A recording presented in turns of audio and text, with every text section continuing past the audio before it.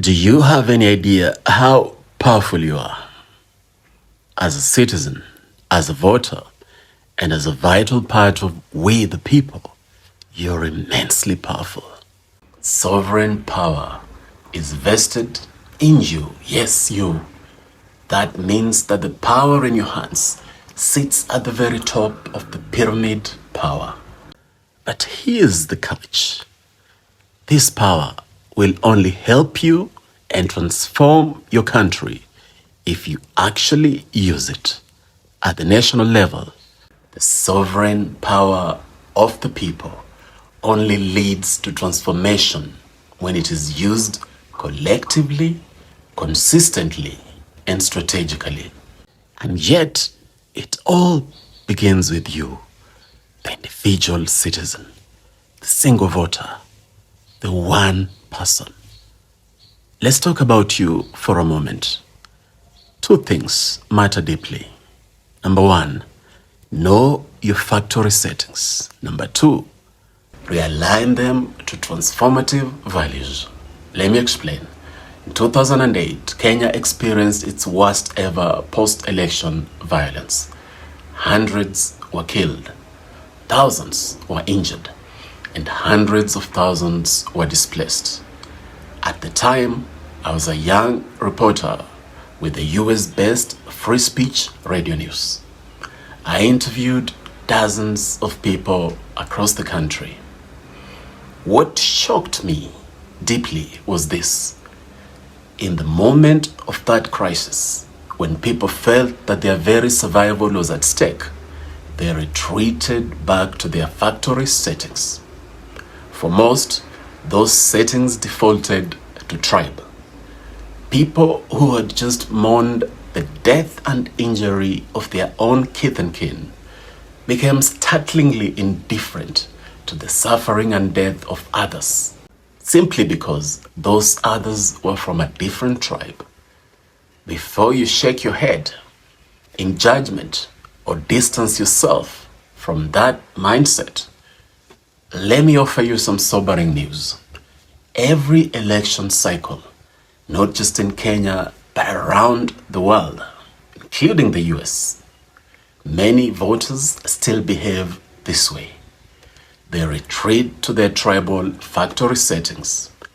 And if you're American, that tribalism often shows up in the red versus blue fault lines, deep, emotional, and entrenched. Clearly, tribalism is a global phenomenon. But here's the thing. I don't really demonize people for retreating to their tribe when they believe their survival is on the line. That's because in their minds, the tribe is the only safe space for their survival, the only shield. So, what's the antidote to that? What's the medicine? We need to expand the definition and identity of tribe from the narrowness of ethnicity or party to something much larger and much more inclusive. The state itself. We need to make the state our tribe. Tanzania's founding president, the great Mwalimu Julius Nyerere, did exactly that. He was from the Zanaki tribe, which is the smallest tribe in Tanzania, yet he forged a national identity that transcended tribe. Now, back to you. Be honest with yourself. Ask yourself, what are my factory settings? Do I, deep down, peg my survival to my people, my tribe? If the answer is yes, then own it. Don't deny it. But then know this truth. Your survival does not depend on your tribe. Let me prove it. Kenya's most populous tribe, the Kikuyu, has produced 3 of the country's 5 presidents. And yet, the majority of Kikuyus remain either poor or economically insecure. The Kalenjin, whose own have produced 2 presidents, including the incumbent, President William Ruto, still struggle in large numbers. And it's not just Kenya.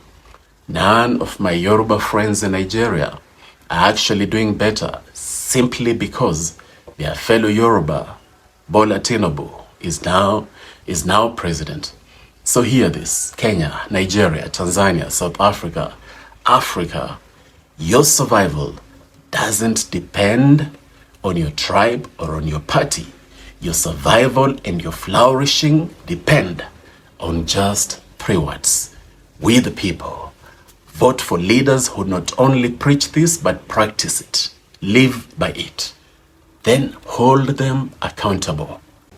That's what will change your life. That's how we transform Africa.